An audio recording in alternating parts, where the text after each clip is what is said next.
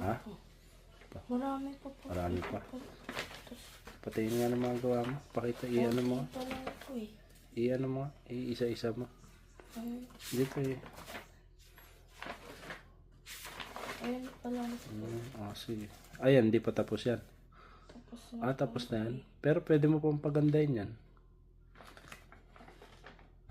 Tumatumid po ako eh. Ha? Ituloy mo. Tapusin mo siya. Para hindi sayang yung gawa mo. Pag naubos na yung yung drawing. Meron pa po ako sa bahay, mas makapal po doon. Saan? Hindi, ito po, mas makapal meron pa? po. Binili po ni mama po, tigisa po kami ni Veronica. Doon sa bahay? Opo. Tuloy mo lang yan. Sayang kasi.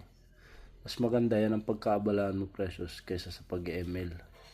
Kasi pag yan ang pinagkaabalaan mo, mas gagaling pa yung kamay mo. Kaysa mag-ML ka, yung ML wala ka naman natututunan. Natututo ka maglaro. Pero may magandang hindi effect nun. Lalo yung mata mo nasisira. Naintindihan mo?